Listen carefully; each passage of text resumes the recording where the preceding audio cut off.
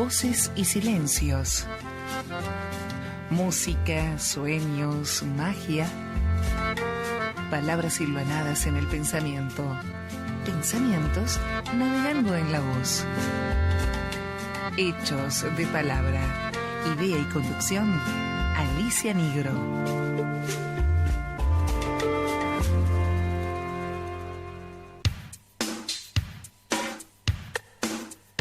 Radio Hermes también te escucha.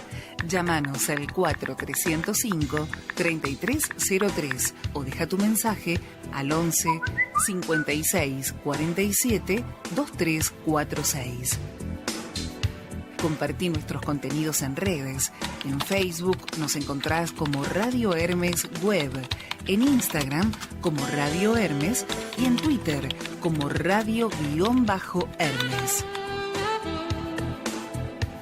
Míranos en nuestro canal de YouTube, escuchanos en www.radiohermes.com y nuestra aplicación para dispositivos móviles. Radio Hermes, tu lugar de expresión y comunicación.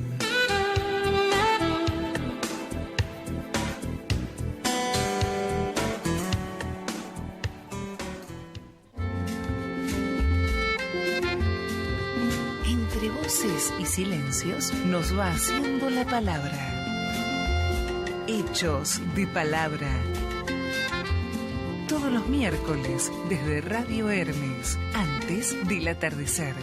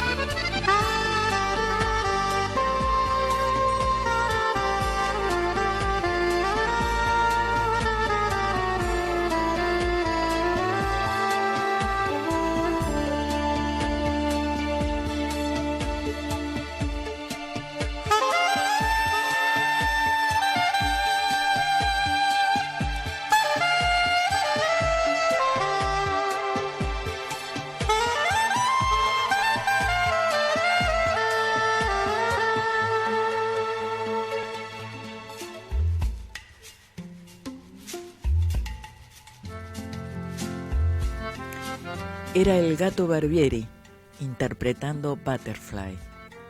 Leandro Gato Barbieri, músico de amplia trayectoria y reconocimiento internacional, saxo tenor, nació el 28 de noviembre de 1932 en Rosario, provincia de Santa Fe, Argentina, y falleció el 2 de abril de 2016 en Nueva York, Estados Unidos. En sus inicios tuvo la influencia del free jazz, pero luego fue consolidándose en un jazz latino, desde donde dio vida a sus más destacados discos. Hombre de profundo compromiso con sus orígenes, con el tiempo social y cultural en el que le tocó vivir, con su ideología musical. Logró que su música transmitiera un tono desgarrado, una fuerza y una energía muy peculiar, con un sonido apasionado, vibrante, de melodías sencillas pero trascendentes. El Gato es uno de los mejores saxofonistas latinoamericanos de la historia. Entre sus mayores éxitos se encuentran Europa, Te deseo y El último tango en París. En sus propuestas musicales creó climas perfectos para sus increíbles improvisaciones. El Gato Barbieri fue un músico, un artista genuino. Por eso, su música no deja de atraparnos y emocionarnos, y nos hace cómplices. Hoy, el Gato Barbieri estará acompañándonos en los especiales de Hechos. Hemos escuchado ya Butterfly, escucharemos luego Europa, y por último, Último tango en París.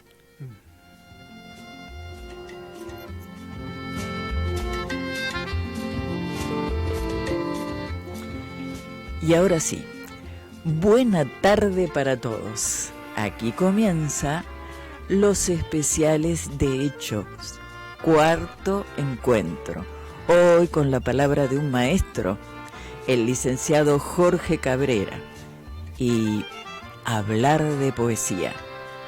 Mi nombre es Alicia Nigro y te propongo que nos acompañes en los 90 minutos que ya hemos iniciado. En la operación técnica y con su asesoramiento artístico técnico, Pablo Duarte nos pone al aire desde Radio Hermes hacia vos. Nosotros estamos en Radio Hermes, vos estás en algún punto de este infinito que habitamos, haciendo de la magia una realidad, porque este presente será nuestro presente cuando vos lo dispongas. Vos elegís. En directo puede ser una de las opciones. Desde www.radiohermes.com. Entonces ya tenés que estar conectado a nosotros. O tal vez estés en Instagram viéndonos salir en forma directa. Y la otra posibilidad que tenés es hacerlo en forma diferida. Allí sí, yo creo que no vamos a estar en el estudio, vamos a estar navegando por el éter, vaya a saber por dónde. Y ahí se redobla la magia, porque vaya a saber dónde vas a estar vos cuando nos estés escuchando o viéndonos. Eso ocurre en YouTube, en el canal de Radio Hermes, buscás Hechos de Palabra y ahí aparecemos. Y en Spotify, en iVoox y en las redes. Por ahí andamos navegando también. Te decía que este es el cuarto encuentro en los especiales de Hechos.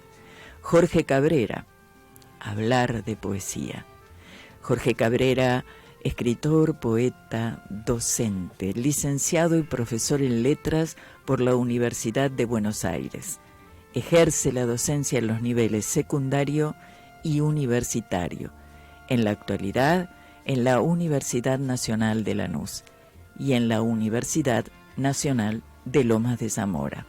Jorge Cabrera es fundador y coordinador de Confábula, taller literario de larga trayectoria, y es coordinador de diversos talleres de lectura y de escritura en otras instituciones culturales en el municipio de Lomas de Zamora, en Lanús y en la Ciudad Autónoma de Buenos Aires. Es productor y coordinador de cafés literarios en interesantes propuestas desde la literatura con el aporte de otras artes como la música, la plástica, el teatro, la radio. Ha escrito y publicado varios libros de poesía, entre ellos Asterión y otros poemas, Sobrevivientes del Paraíso, Inscripciones, Diario de Alfonsina, Jardines. Buenas tardes, Jorge. Hola. Gracias por estar aquí en los especiales de Hechos. Bueno, gracias a vos. Muchas gracias por invitarme.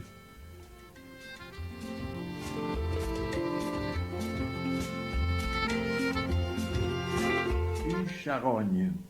Rappelez-vous l'objet que nous vîmes, mon âme, ce beau matin d'été si doux.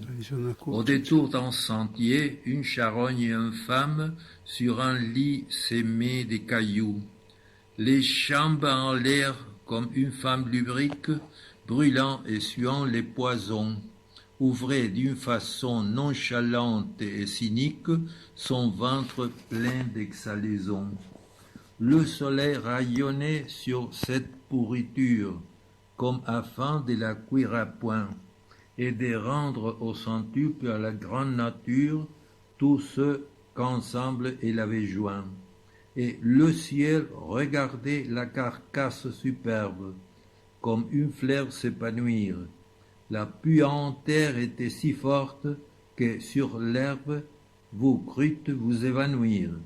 Les mouches bourdonnaient sur ce ventre putride, d'où sortaient de noirs bataillons, des larves qui coulaient comme un épais liquide le long de ces vivants aiguillons. Tout cela descendait, montait comme une vague, ou s'élançait en pétillant. On eût dit que le corps, enflé d'un souffle vague, vivait en se multipliant. Ce monde rendait une étrange musique, comme l'eau courante et le vent, où les grains qu'un air d'un mouvement rythmique agite, tourne dans son vent. Les formes s'effaçaient et n'étaient plus qu'un rêve, une ébauche lente à venir sur la toile oubliée et que l'artiste achève seulement par le souvenir. Derrière les rochers, une chienne inquiète nous regardait d'un œil fâché, et pliant le moment de reprendre au squelette le morceau qu'elle avait lâché. Et pourtant, vous serez semblable à cette ordure, à cette horrible infection, étoile de mes yeux, soleil de ma nature, vous, mon ange et ma passion. Oui, telle vous serez, ô la reine des grâces, après les derniers sacrements, quand vous irez sous l'herbe et les floraisons grasses, moisir parmi les ossements. Alors, ô ma beauté, dites à la vermine, qui vous mangera des baisers, que j'ai gardé la forme et l'essence divine de mes amours décomposés.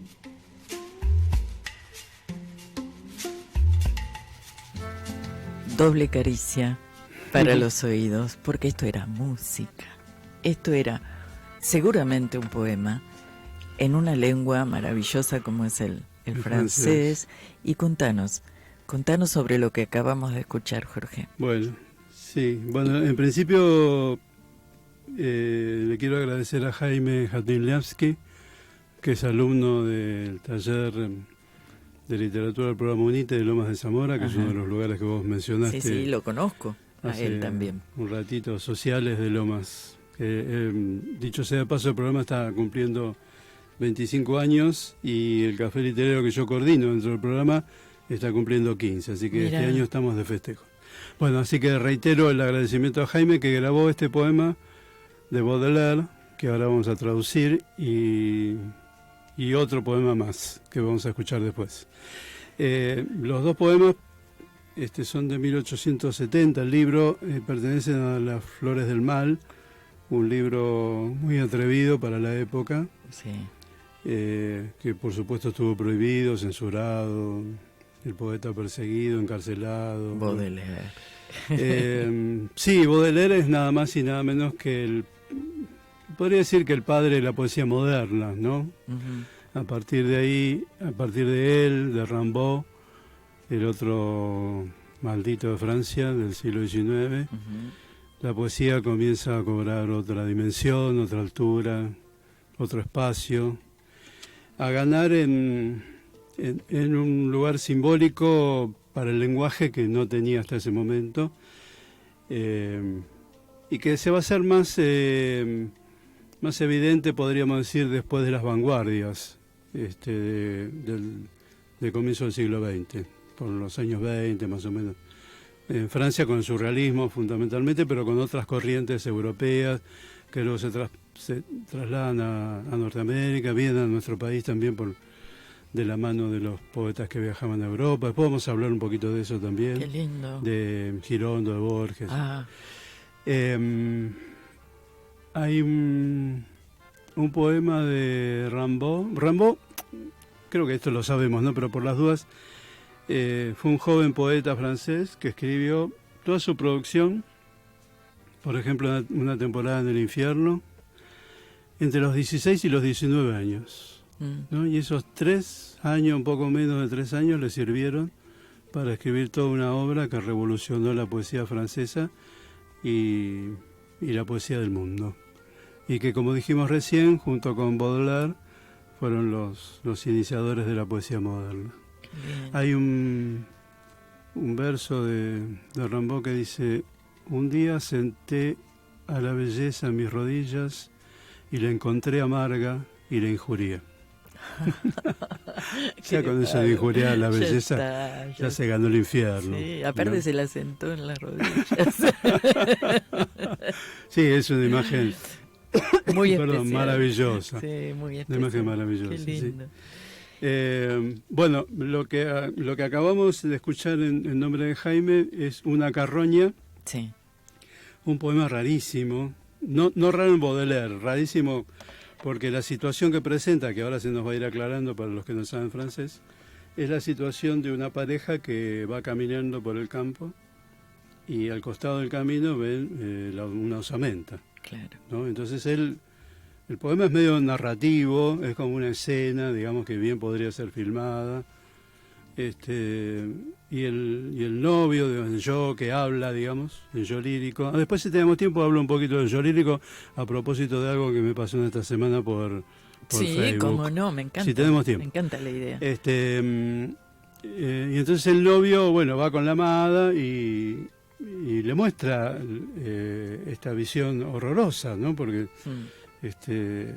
el poema tiene un componente de cierto romanticismo noir, negro, sí. Porque en algún momento, como se va a escuchar ahora en la traducción, dice: y sin embargo igual serás a esta basura, le dice a la novia, ¿no? No es precisamente una declaración amorosa, sí, no, algo no lindo es para decir. Muy romántico no es. No es muy romántico, digamos, ¿no? Pero bueno, pero es uno de los grandes poemas, pues yo por eso le pedí a Jaime que lo grabase, es uno de los grandes poemas de Baudelaire. Que además no es lo mismo escucharlo, está buenísimo escucharlo en nuestro lenguaje para poder comprender. Sí, claro. Pero escucharlo así, yo vuelvo a repetir, es una caricia al oído. Es una maravilla. Sí. Al alma. Sí. Bueno, en castellano dice: Una carroña. Recuerda que el objeto que vimos, alma mía, un día estival y soleado, al borde de un camino, una carroña infame, en lecho de piedra sembrado. Con las piernas al aire como una mujer lúbrica, quemante y sudando veneno, abría de manera abandonada y cínica su vientre de emanaciones lleno. El sol resplandecía sobre esa podredumbre, como para coserla a punto y devolver al céntuplo a la naturaleza cuanto ella había puesto junto. Y el cielo contemplaba la osamenta magnífica expandirse como una flor. Creíste desmayada caer sobre la hierba, tan fuerte era el hedor. Las moscas bordoneaban sobre aquel vientre pútrido, del que salían batallones de larvas negras que corrían como líquido espeso por esos vivientes jirones. Todo aquello bajaba, subía con las olas o desprendíase crujiendo, dijérase que el cuerpo, lleno de un soplo vago, multiplicábase viviendo.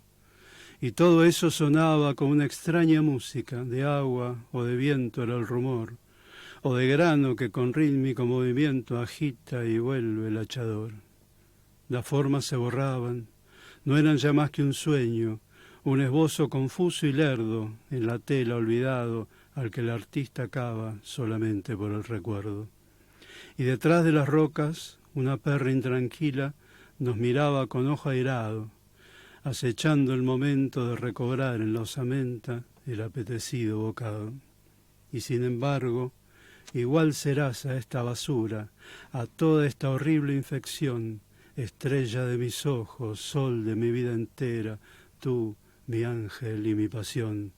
Sí, tal habrás de ser, oh reina de las gracias, después de los últimos rezos, cuando bajo la hierba florida y lujuriante te enmohezcas entre los huesos. Entonces, oh mi bella, dile a los gusanos que te devorarán a besos, que yo guardé la forma y la esencia divina de mis amores descompuestos. Bueno, al final fue muy romántico. Al final. Es tremendo. Es tremendo, es tremendo. Es tremendo. Vos sabés que, perdón, ¿puedo sí, decir algo? Sí. Como se podrá apreciar, tengo el libro, la edición de Losada, destrozado. ¿Se puede mostrar un poquito?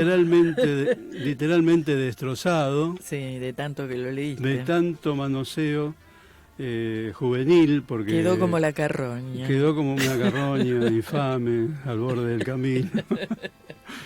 Lo leíste. Porque yo estaba haciendo los trámites para aceptarme del servicio militar, porque había muerto mi papá. Y entonces tenía que ir permanentemente a La Plata, en tren. ¿Qué épocas esas? Sí, qué época. Y me conseguí la edición de Losada. Cuando leí los poemas de Baudelaire me volvieron loco. Yo era joven y es una poesía muy vital, claro. Muy joven también, ¿no? Y me enloqueció. Entonces me lo llevaba para...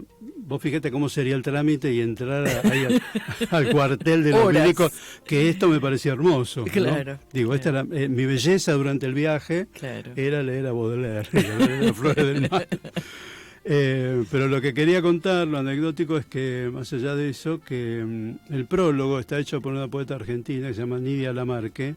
Mira. El padre también era poeta, y el prólogo es larguísimo porque ella explica con mucho detalle cómo tuvo que hacer la traducción, que le llevó tanto tiempo y esfuerzo, porque por un lado no quería renunciar a la belleza de las imágenes, claro. De Baudelaire, que son lo más fuerte que tiene, digamos, a la música de Baudelaire, y hacer una traducción más o menos acorde al espíritu negro de Baudelaire. Así que recomiendo, si alguna vez quieren leer Las Flores del Mal, recomiendo la traducción de Nidia Lamarque con toda esta explicación que es maravillosa. Genial. Vamos a escuchar el segundo. Que Dale. Ahí vamos. Géante. Du temps que la nature, en sa verve puissante, concevez chaque jour des enfants monstrueux. J'eus aimé vivre auprès d'une jeune géante, comme au pied d'une reine en chat voluptueux. J'eus aimé voir son corps fleurir avec son âme et grandir librement dans ses terribles yeux. Deviner si son cœur couvre une sombre flamme aux humides brouillards qui nagent dans ses yeux. Parcourir à loisir ses magnifiques formes, ramper sur le versant de ses genoux énormes, et parfois en été, quand les soleils malsaines lassent, la faune s'étendre à travers la campagne, dormir nonchalamment à l'ombre de ses seins, comme un amour paisible au pied d'une montagne. Charles Baudelaire.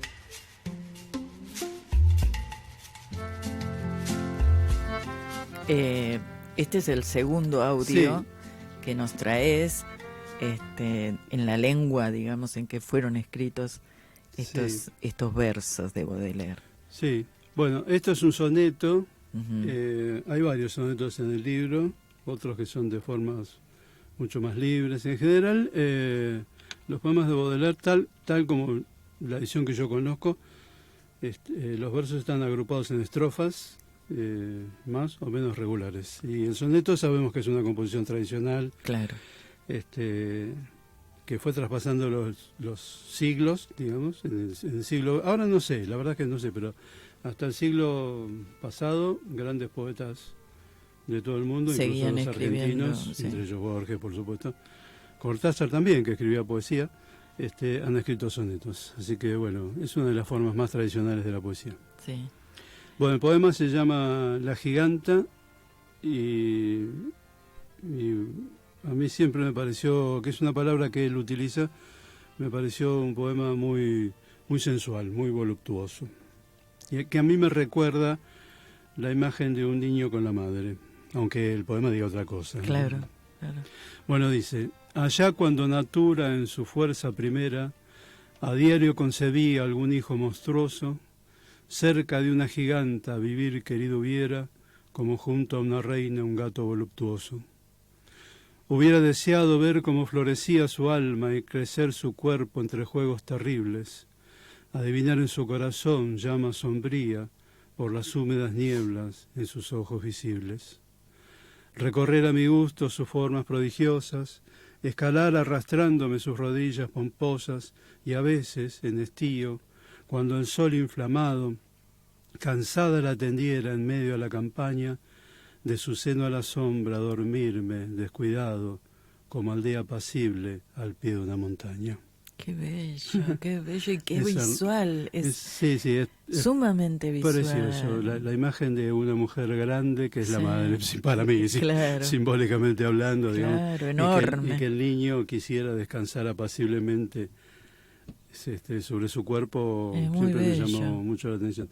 Mira, acá hay una cosa que quiero destacar de la traducción. Hay un verso en el tercero de la primera estrofa del primer cuarteto que dice: cerca de una giganta vivir querido hubiera. Mirá cómo tiene que forzar la poeta para que eso le rime con primavera, ¿no? Claro. Con primera, que está en el primer verso. Claro, porque si no deja de ser un soneto. Claro, tiene que forzar porque, claro, tiene que haber rima consonante. Tiene que haber rima.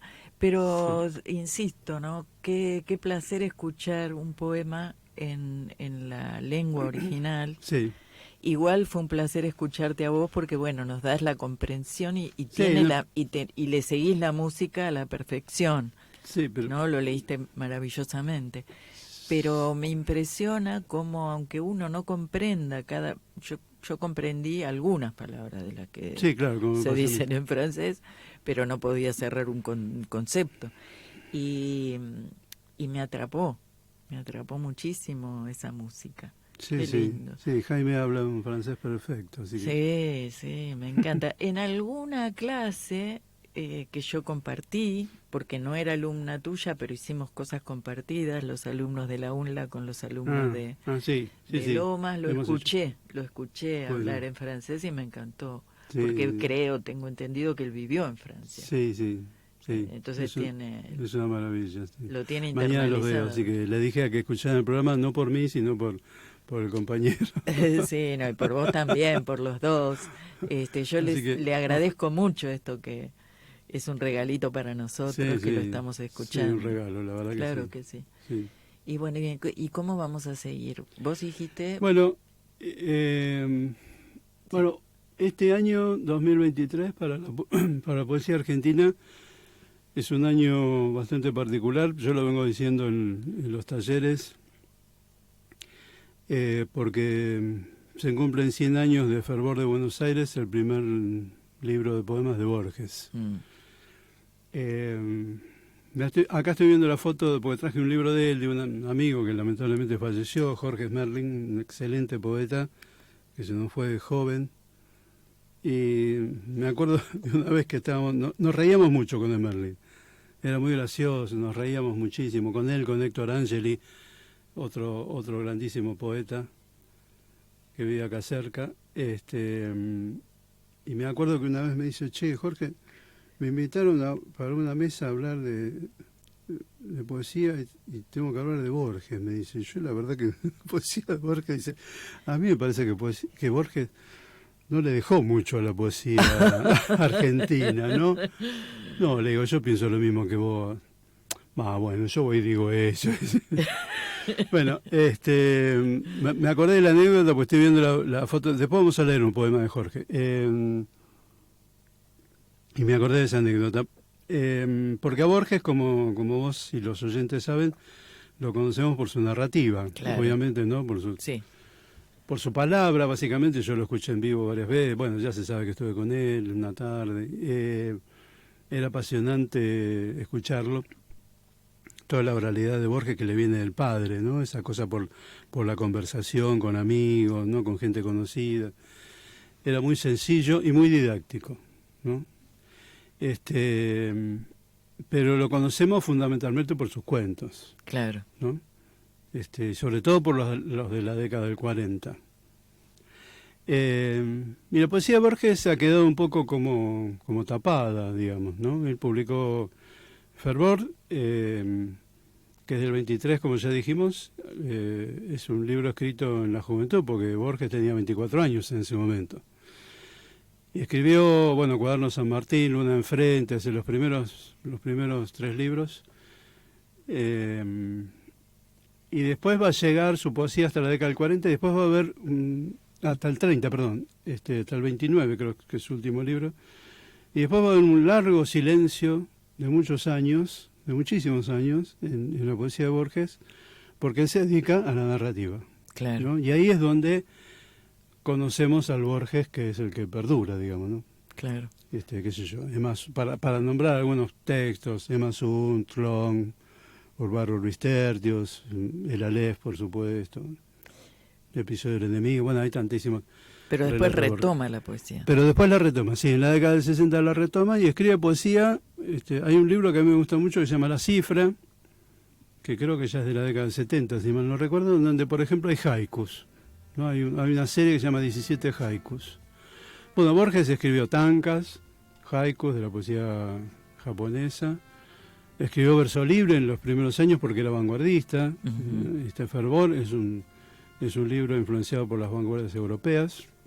A pesar de que, como vamos a ver después, también si tenemos tiempo de compararlo un poquito con Girondo, las vanguardias son muy atrevidas, algunas de ellas muy atrevidas en su lenguaje, como Liberio.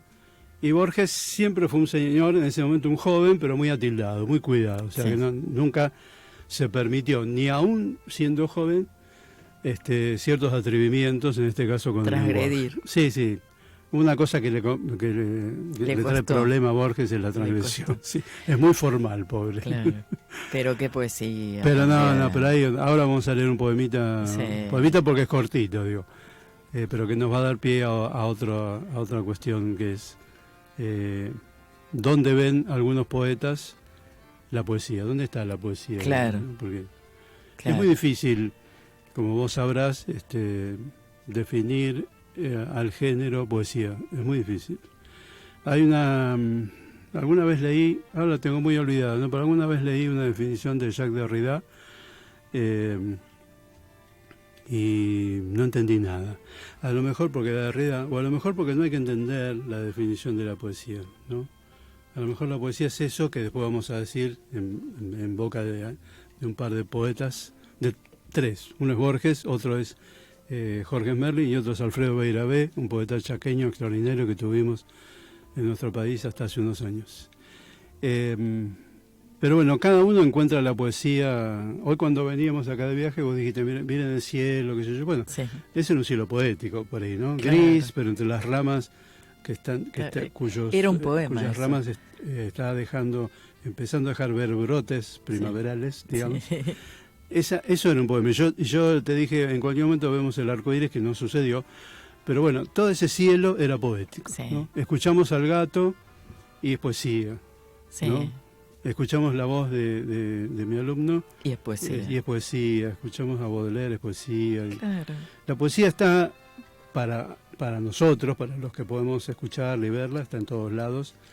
y es lo que nos hace vivir mejor. Claro, claro, y ni te cuento lo que debe ser para el poeta.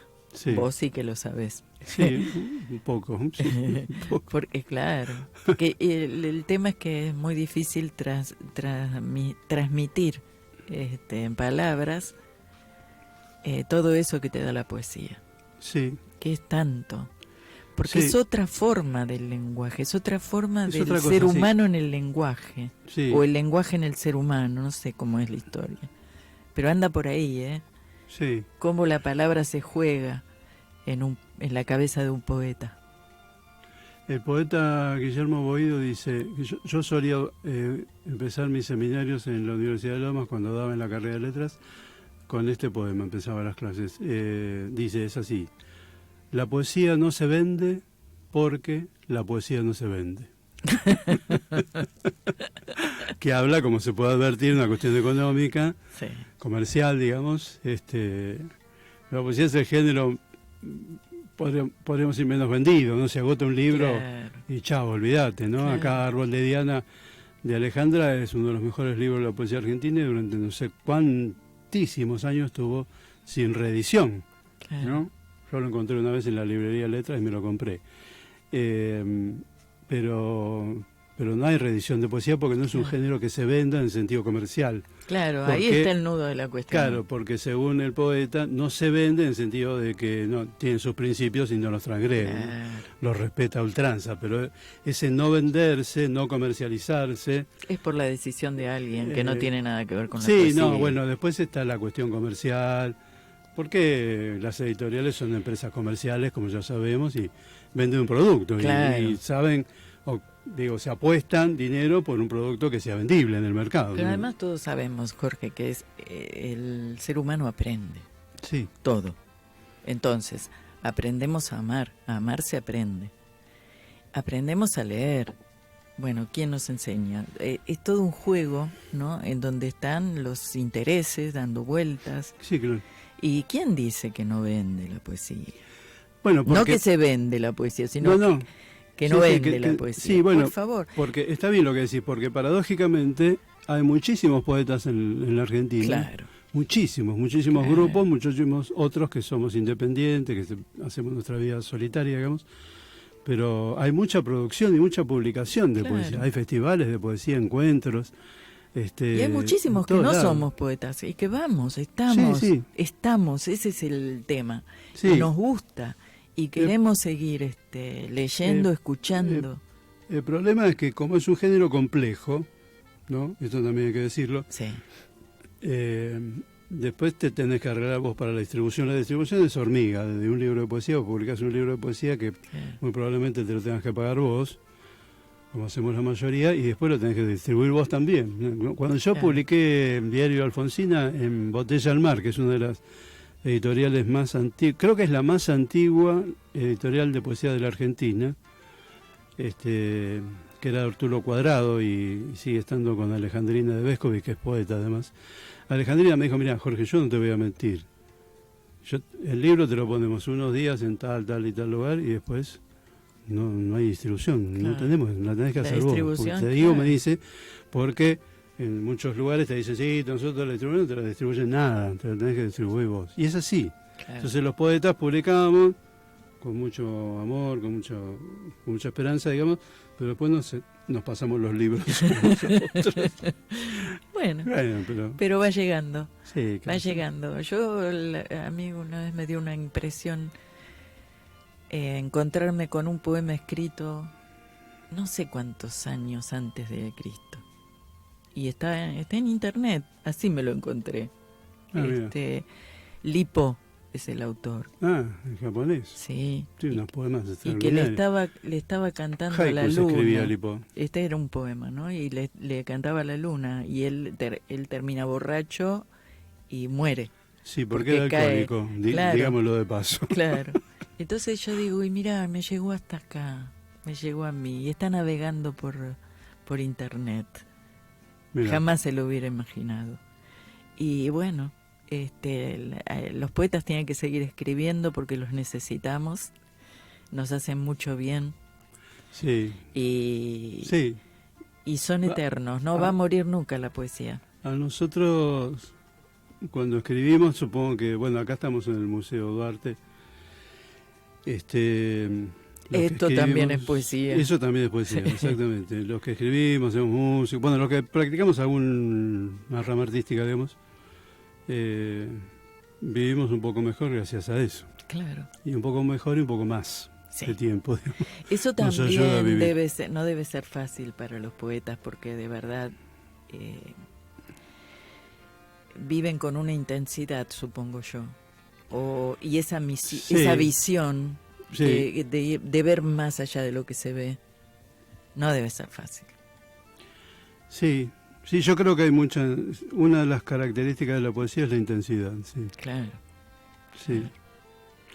Ahora me acordé que nos nombraste a Lipó, que escribía haikus, uno de los haikus de esos 17 de Borges, que dice que siempre lo cito porque me encanta, dice: desde aquel día no he movido las piezas en el tablero. Que supongo que alude a una situación amorosa. Claro. Supongo. Bueno, cada uno le pone lo que quiera, claro. Pero mira qué manera de decir no te quiero olvidar. Sí, ponele que sea eso. Qué hermoso, no, lo que sea que uno diga que fue. Eso es lo que tiene la poesía. Sí. Por eso yo creo que comprendí lo que vos dijiste antes, de que no hay que entenderla, la poesía. No necesariamente. No necesariamente. No. Está bueno poder hacer una lectura que te enriquezca con el otro, sí. Porque buceas más en uno mismo, porque cuando uno lee un poema, lo que hace es bucear en uno, y lo que sale tiene que ver, siempre que uno lee tiene que ver con uno, todo lo que hacemos tiene que ver con cada uno. Y la poesía te da esa oportunidad de meterte a bucear en vos mismo en cosas que a lo mejor por motus propios no lo haces. Sí, es cierto. Si vos lees, no sé, Quevedo, Góngora, digamos, los barrocos, españoles del siglo de oro, Sor Juana, a veces algunos poemas de Perlonger, algunos de Lamborghini, acá en la Argentina, digo, ¿no? Por ahí no los entendés, o algunos del hermetismo italiano, no los entendés, Ungaretti, qué sé yo. Pero es música. Claro. Entonces, ahí está la belleza. Vos no entendés por qué miércoles te emocionaste, pero ¿qué importa que no entendés si te emocionaste? ¿Qué importa? Eso es lo importante, vivir emocionadamente. Y creo que un poeta vive con la emoción a flor de piel. Sí. ¿No? Sí, a mí un poco me pasa, un poco bastante. Debe ser así. Un poco bastante. Bueno, te cuento, ya estamos en la mitad del programa. ¿Ya? Ya. Con todo lo que falta. No, pero igual, bueno, hacemos otro especial, Jorge. Bueno, como no. Estamos ya, por ahí entramos ya en el segundo segmento del programa. Y entonces vamos a decirle a Pablo, vamos a escuchar música, Pablo. Yo ya lo anuncié antes. El Gato Barbieri.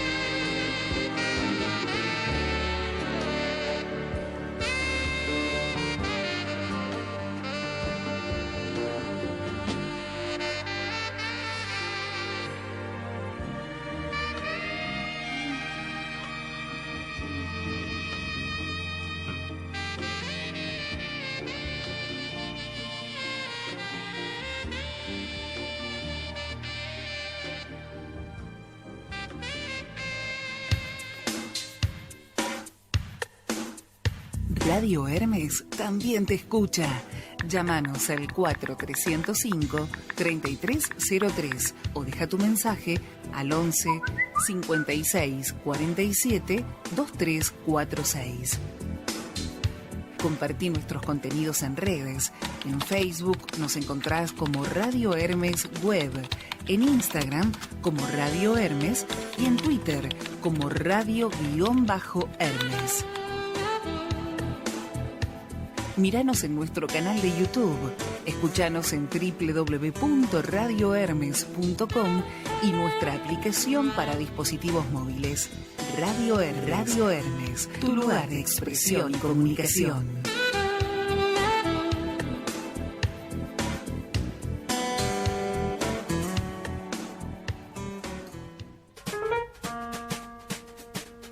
No hay nada nuevo, pero no todo está dicho. De construir construyendo para empezar de nuevo una y otra vez. Hechos de palabra. Déjanos la tuya en el 4305-3303.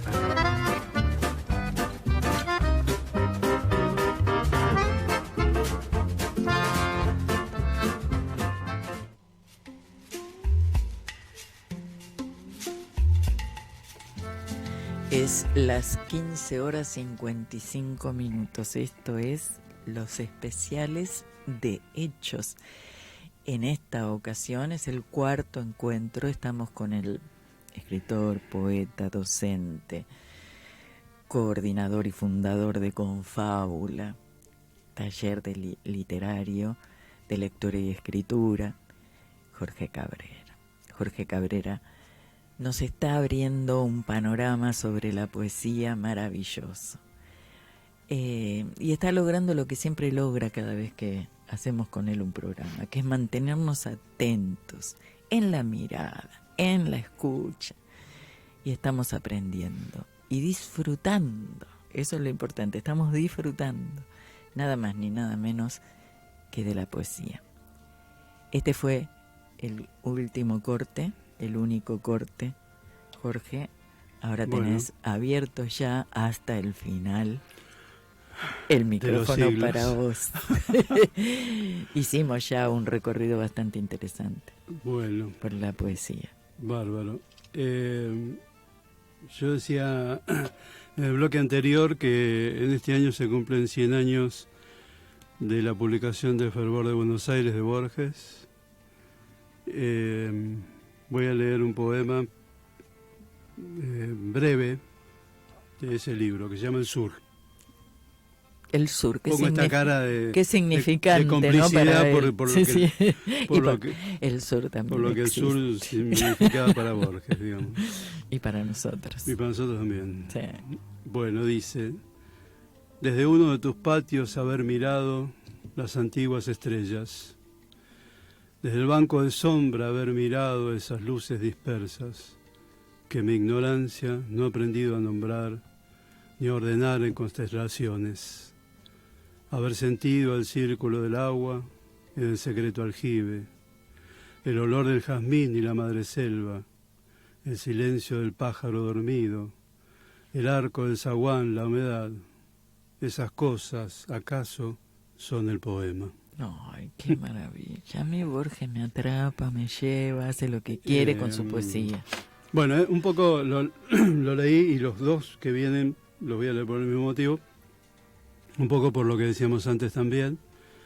Cada uno de nosotros, sea escritor de poesía o no, coloca la poesía donde puede, donde le viene, digamos. Y en ese sentido quiero aclarar algo que creo que ya aclaramos otras veces. Lautréamont decía, la poesía debe ser, el poeta uruguayo, ¿no? Lautréamont, la poesía debe ser hecha por todos, decía, ¿no? No en el sentido de que todos creamos que podemos escribir poesía, porque yo no puedo tocar el saxo como el gato, por ejemplo, claro, o no puedo pintar como Duarte, sino en el sentido de que tenemos que vivir un poco poéticamente, que era la pretensión del surrealismo, ¿no? claro. Lo cual es muy difícil porque tenemos que pagar las cuentas, ir al chino, ya sabemos, ¿no? Atender a los hijos, el trabajo, la casa. Pero eso no tendría que restarnos la posibilidad de vivir abiertos a la belleza del mundo, claro, a los colores, a la música, o a lo doloroso del mundo, porque los poemas de Baudelaire son dolorosos, como tantos otros,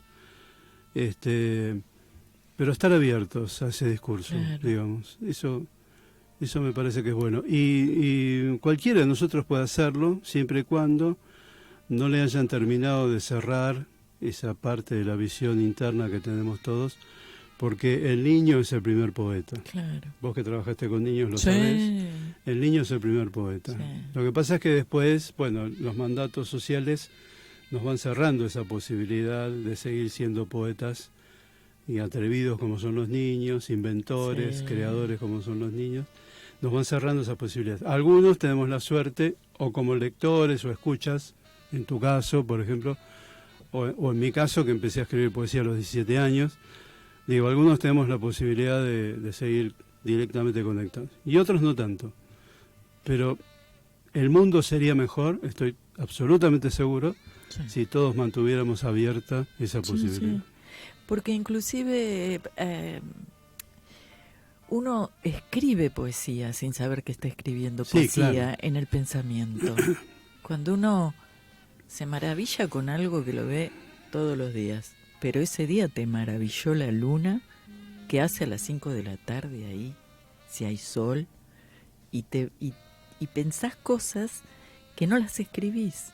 Esa es la diferencia. Bueno, está bien, después viene el trabajo y todo lo otro de un poeta, pero eso que vos estás diciendo lo comprendo, porque uno vive inmerso en esas cosas. O mirar a una persona y sentir una emoción que uno a lo mejor no puede expresar, sí, pero que te enriquece, aunque a veces sea a través de algo doloroso o de algo bello, pacífico, armonioso, qué sé yo. Pero la disarmonía está bien dicho, sí, también tiene su belleza, ¿no? Ahora estaba escuchando de fondo el saxo y el jazz tiene eso también, y es, sí, bellísimo escuchar, claro, jazz. Es dejarse llevar, sin perder la mente, dejarse llevar por la emoción también, un, sí, poco de eso. Sí, sí. No dejar la mente, pero, sí, enriquecerla, la mente, que no sea tan encasillada. Y por algo nos manejan por esos lados, porque también está una manera de manejarte la mente, está en que te empiezan a manejar el gusto de tal forma que a lo mejor ves bello lo que no es tan bello, ni deleitoso. Pero bueno, continuemos, que no vinieron a escucharme a mí. Bueno, vamos a continuar con un libro de Alfredo Beiravec, se llama La máquina del mundo. Es del 76 el libro de Alfredo, poeta que tuve la suerte de conocer personalmente. Y bueno, yo creo que los que escuchen el programa, detrás del poema de Alfredo van a escuchar otro poema. Ajá. Porque es un clásico, ese otro es un clásico. El poema se llama ¿Qué es poesía? Me preguntas, mientras clavas en mis ojos tu pupila azul. Un delirio naufragante de las memorias recuperadas en un galeón perdido en el mar de los sargazos, es decir, la calle de los muertos bajo el escándalo del sol en Teotihuacán y los bichitos de luz. La respuesta de los abismos es del asma de Marcel, los trabajos de oficina de Frank Kafka, la despedida de Cruz y Fierro en el desierto, las asociaciones interminables y tú. Qué lindo, qué belleza, por favor. Bueno, acá hay, como sabemos, un mecanismo técnico que en literatura se llama intertextualidad. Es evidente con qué texto de la poesía mundial está hablando el poema de Beiravét. Pero más allá de ese juego, digamos, Alfredo era bastante juguetón en la vida personal, digamos, y con la poesía también. Escribió una poesía bastante, se podría decir, aparentemente liviana, y lo de liviana lo digo en el buen sentido, ¿no? Es una poesía fresca, inmediata, muchas veces referencial, pero que tenía un trasfondo muy denso, ¿no? Había una gran densidad semántica en sus textos. Y esto lo traje como al poema de Smerling, que vamos a leer ahora a continuación, un poco para ver dónde pone cada poeta qué es aquello que podría ser la poesía. Claro. ¿No? Para Borges son los recuerdos, ¿no? Esos lugares en los que él vivió y que siempre recuerda, por eso dice acaso, ¿no? Esto son el poema, estas cosas son el poema. Y Alfredo, que era un exteriorista, en el sentido de que tomaba cosas del exterior, acontecimientos, recuerdos y noticias periodísticas muchas veces, y los hacía suyos y los metía dentro de sus poemas. Por eso habla de Marcel, de Kafka, de Teotihuacán, de Cruz, bueno, etcétera. O sea, todo eso, y tú, para recordar al poeta, claro. Puede ser el poema. Claro, cerró como inició. Sí. Bueno, vamos al de Smerling y después pasamos a otra cuestión que quiero mencionar. Y si nos queda tiempo, hablamos del yo lírico en la poesía. Bueno, el libro de Jorge se llama Bombardeo en las siestas vecinas y él me lo firmó, me lo dedicó en 1985, pero el libro es de 1984. Es el primer poema del libro. Dice: quiero ser el infinito auténtico y no aquel pozo donde se esconde la luna. Ametralladoras, obuses, cañones. La guerra es un arco donde tiemblan los cuerpos. Y prefiero el peligro de la poesía porque es más real que el proyectil nublado en mitad de las pupilas. Hay muertes que recorro cuando sueño y hay cuerpos desangrados que la aurora capteriza en su ágil contracción de invierno.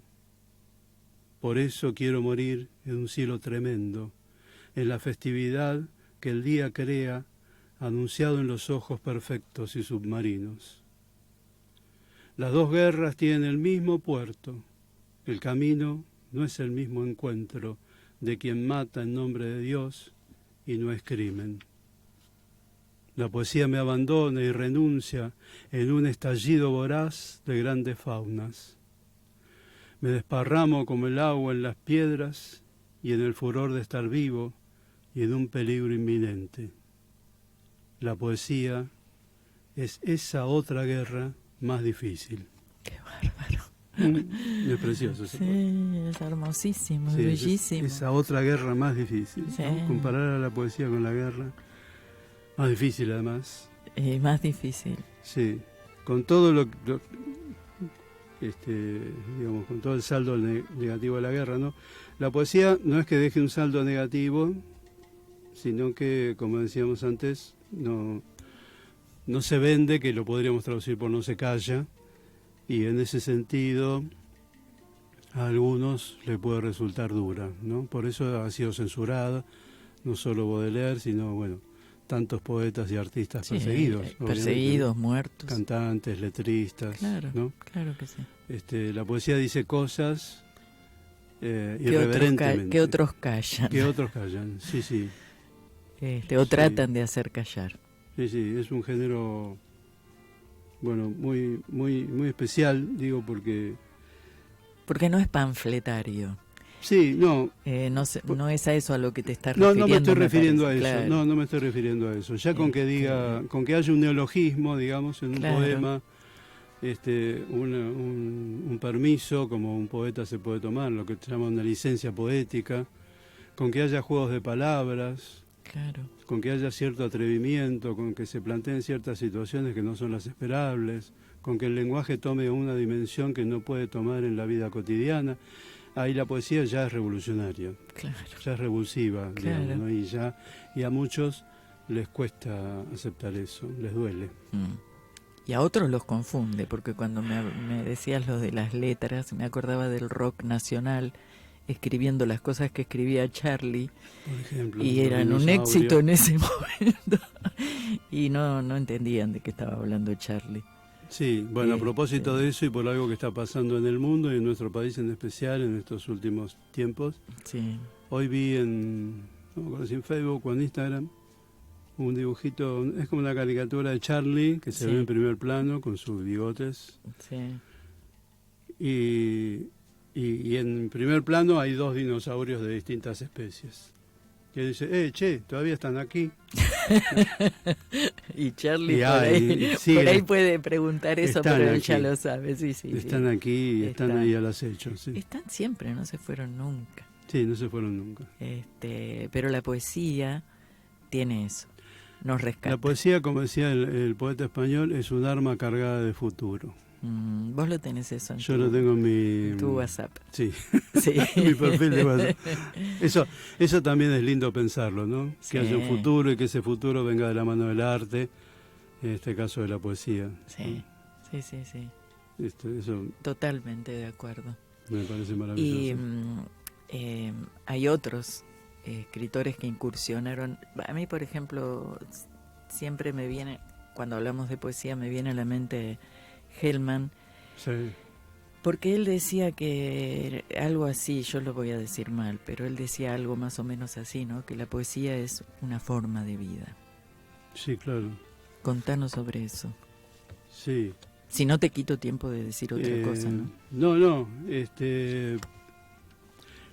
Bueno, Hellman, con todo lo que ha padecido, me refiero a sus problemas políticos y familiares, porque parte de su familia fue desaparecida y toda la búsqueda de él en el exterior, acá en nuestro país en el exterior, ha sido un revolucionario, yo diría que en el mejor sentido, en el sentido político, porque buscaba un mundo mejor para todos, no solamente para él. Ahora lo remarco porque estamos, otra vez lo digo, en épocas en las que el individualismo está queriendo ganar, llevado por los agentes del individualismo, ganar un espacio que no tendría que tener. La sociedad tendría que ser más solidaria, obviamente, y viviríamos mejor también. Claro.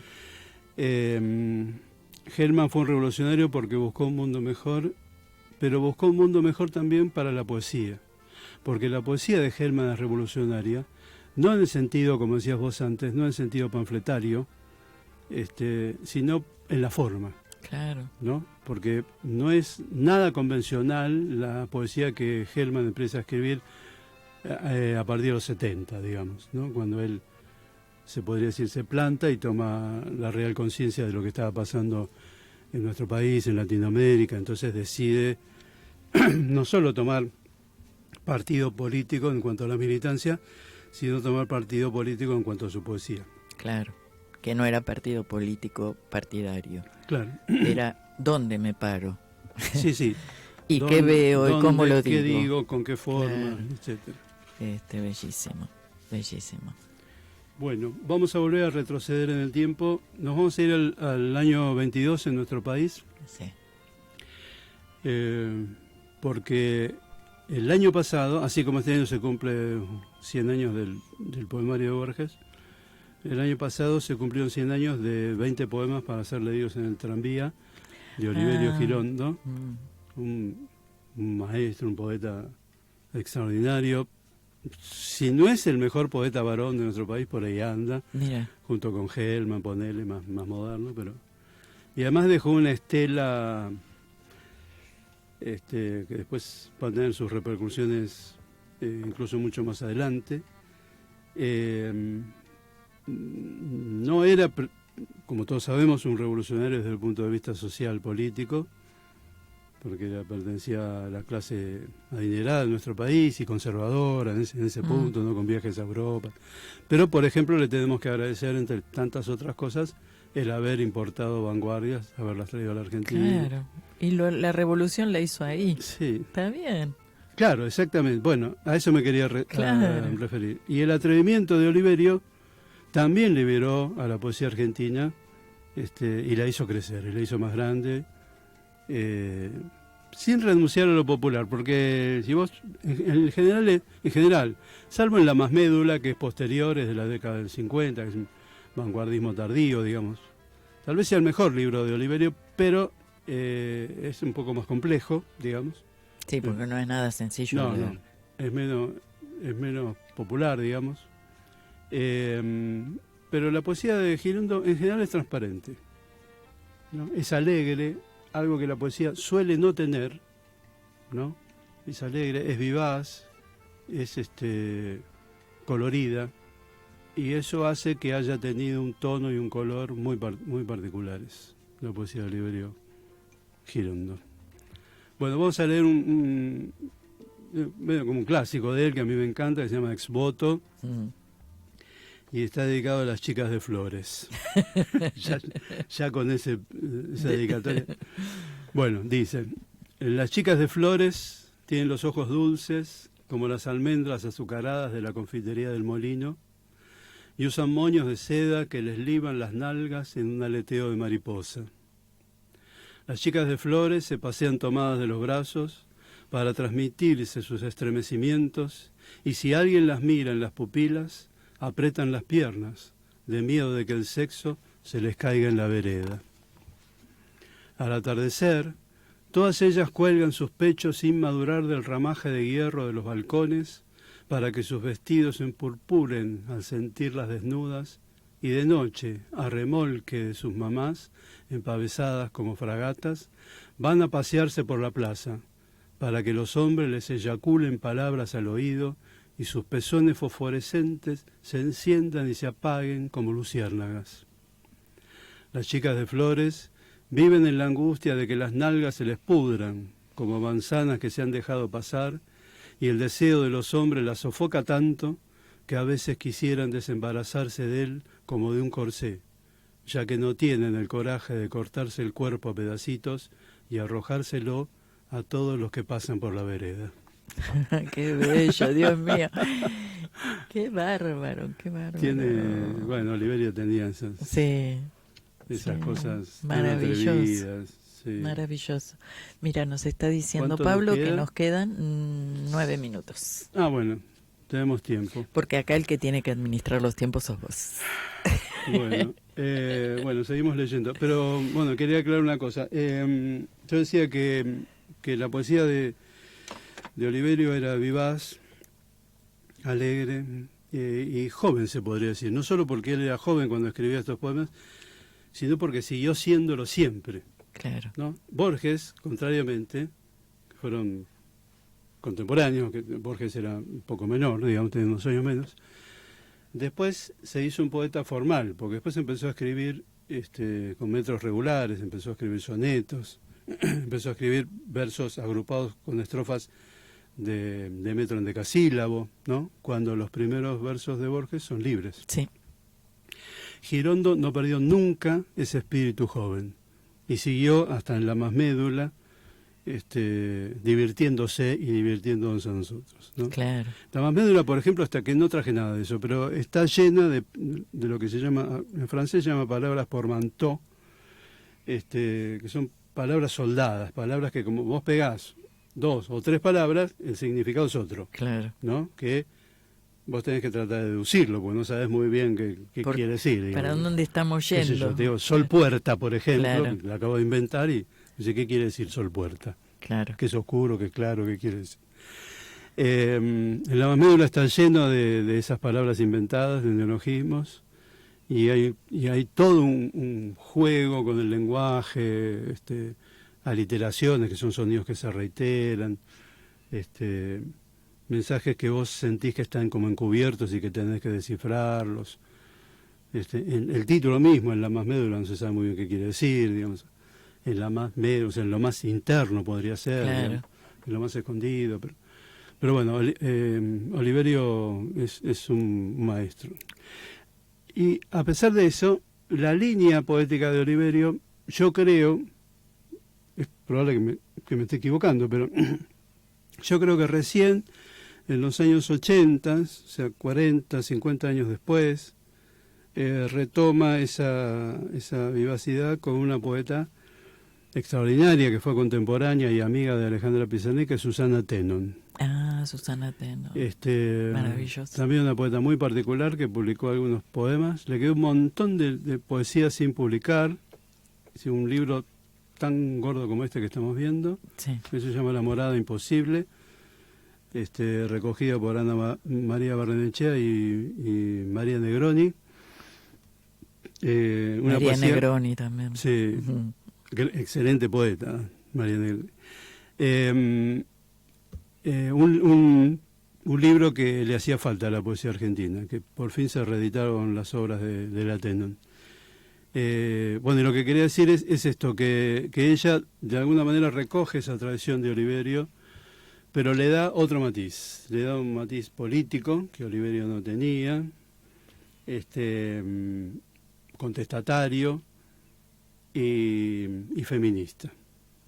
Porque ella estuvo muchos años sin publicar y sin escribir, porque estaba saliendo con Hacheli y se dedicaba a la fotografía, estudió fotografía, entonces la fotografiaba a su pareja, y entonces dejó la poesía y después retorna con un libro donde vamos a sacar no sé si tenemos tiempo para uno o para dos.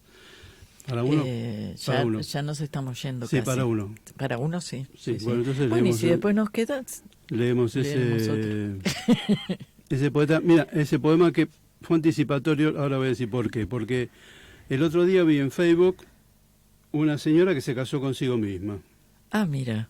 ¿No? Y parece un acto fantástico, pero mirá lo que dice el poema de la Tenon. Se llama Canto nupcial, sí. Título provisorio, aclara. Me he casado conmigo, me he dado el sí, un sí que tardó años en llegar, años de sufrimientos indecibles, de llorar con la lluvia, de encerrarme en la pieza, porque yo, el gran amor de mi existencia, no me llamaba, no me escribía, no me visitaba, y a veces, cuando juntaba yo el coraje de llamarme, para decirme, hola, ¿estoy bien?, yo me hacía negar. Llegué incluso a escribirme en una lista de clavos a los que no quería conectarme porque daban la lata, porque me perseguían, porque me acorralaban, porque me reventaban. Al final, ni disimulaba yo cuando yo me requería. Me daba a entender, finalmente, que me tenía podrida. Y una vez dejé de llamarme. Y dejé de llamarme. Y pasó tanto tiempo que me extrañé. Entonces dije, ¿cuánto hace que no me llamo? Añares. Debe hacer añares. Y me llamé y atendí yo. Y no podía creerlo, porque aunque parezca mentira, no había cicatrizado, solo me había ido en sangre. Entonces me dije, hola, ¿soy yo? Sí, soy yo, me dije. Y añadí, hace muchísimo que no sabemos nada, yo de mí ni mí de yo. ¿Quiero venir a casa? Sí, dije yo. Y volvimos a encontrarnos con paz. Yo me sentía bien junto conmigo, igual que yo, que me sentía bien junto conmigo. Y así, de un día para el otro, me casé y me casé. Y estoy junto, y ni la muerte puede separarme. Belleza, Dios mío, me encanta, me encanta. Cuánto nos dice. Y de una manera, como vos decís, ¿no? Hasta irónica sí. y alegre. Sí, sí. Es del 86 ese poema. Sí, bellísimo, bellísimo. Bueno. Ya estamos llegando, llegamos. Estamos llegando. Ya llegamos, ¿cómo es la historia? Creo que sí, estamos llegando, ¿no? Acá el operador dice que nos quedan 3 minutos. Bueno, cuento una anécdota nada más. Dale. Yo miro las redes, Facebook e Instagram, que son las dos que tengo. Y no me acuerdo si ayer, bueno, estos días descubrí que un poeta que me publicó se dedica a rastrear la obra de otros poetas y a publicarlos. Pobre, hace un trabajo enorme, ¿no? Rafa... Oscar Conde se llama. Oscar Conde, sí, yo lo sigo. Públicamente ese gesto que hace no solo conmigo, sino con todos los poetas a los cuales publica. Y estaba medio como peleado, medio como que se enojó porque alguien le dijo algo del yo poético, el yo lírico en la poesía, una cosa así. Incluso él mismo se encargó un poco de aclarar qué es esto del yo lírico, que es una cuestión técnica, digamos. Claro. Que se utiliza. Y la anécdota es porque yo le escribí ahí, le dije, mira, Oscar, un día si querés nos encontramos, en público, digamos, y debatimos acerca de esa cuestión técnica, que a mí me fascina esta cuestión. Bueno, voy a ser breve porque tenemos poco tiempo, pero el yo lírico es una expresión que se utiliza para delimitar el yo del poema, del yo del autor que escribe ese poema, para que no confundamos, para que no haya una traslación inmediata de lo que uno siente. Claro. Y pone en el poema. Lo que uno pone en el poema es palabra, en principio, ya es un signo, ya es otra cosa, no es la vivencia, no es la vida, no es lo que nos pasa, es algo que reemplaza todo eso. Pero además, el yo lírico es casi como el narrador de la novela o del cuento, digamos. Es una instancia literaria que separa al yo del autor de lo que le está pasando al yo, ¿no? El ejemplo más claro de todo esto, más didáctico, es Fernando Pessoa, que creó todos esos heterónimos, dentro de los cuales hay uno, o sea, Álvaro de Campos, Ricardo Rey, bueno, etcétera, dentro de los cuales hay uno que se llama Fernando Pessoa, ¿no? Entonces vos decís, cuando yo leo al poeta que se llama Fernando Pessoa, ¿estoy leyendo al autor Fernando Pessoa o estoy leyendo al poeta Fernando Pessoa? Bueno, la respuesta es, estoy leyendo al poeta Fernando Pessoa. Claro. Porque el autor, Fernando Pessoa, es el que creó todo eso. Es otra cosa, un señor que vivió en Lisboa, etcétera, etcétera. El yo del poema es el yo lírico, ¿no? Lo que le pasa en la poesía lírica, que es la poesía que habla del estado del yo, lo que le pasa al yo, ese yo es el yo lírico. Otro día lo seguimos hablando porque tengo un par de anécdotas graciosas para contar. Bueno. Pero hoy se nos está acabando. Sí, ya se nos acabó. Y nos tenemos que ir porque, sí, bueno, ¿qué va a ser? ¿Qué va a ser? El tiempo es así. El tiempo es tirano. Es tirano. ¿Quién decía eso? Sí, ya me imagino quién lo decía. Bueno, el tiempo es tirano. Y llegamos al final de este especialísimo. Muy lindo el cuarto encuentro. Gracias, Jorge, por haber estado aquí. Gracias vos me haces todo fácil, así que... No, ¿qué va a ser? Vos lo tenés puesto. Todo lo que decís lo tenés puesto, lo vivenciaste, lo sentís y lo transmitís con la misma pasión y la misma... Sos un gran maestro. Bueno. Así que gracias. Hoy es el día del maestro, de la maestra de Argentina, así que saludos. Saludos a todos los maestros y a quienes, sobre todo a quienes ejercen con amor y generan amor, con amor. Y buscan un mundo mejor, sí. Y buscan un mundo mejor. Sí, sí. Exentos de todo eso que puede llamarse, qué sé yo, mediocridad o... ¿Cómo se dice cuando una persona es muy tacaña? Muy... No sé. Bueno, que no quiere compartir. Que no quiere compartir. Bueno, un beso a todos los maestros y maestras. Y gracias, Pablo Duarte, por ponernos al aire. Gracias, Pablo. Gracias, Radio Hermes, por esta posibilidad de salir al aire con tanta poesía. Y gracias a vos que estás allí escuchándonos. Nos vamos a encontrar el segundo lunes de cada mes, como dijimos, en el 5º encuentro de octubre, y el miércoles próximo estaremos haciendo Hechos de Palabra a las 16. Hasta el miércoles.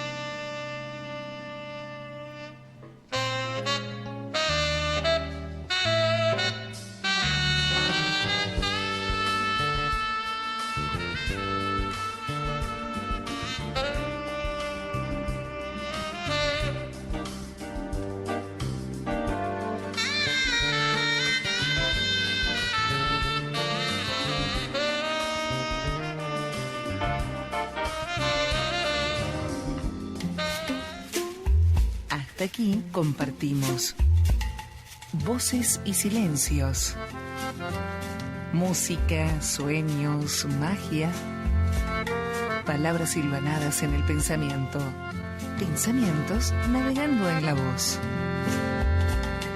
Hechos de palabra. Idea y conducción, Alicia Nigro.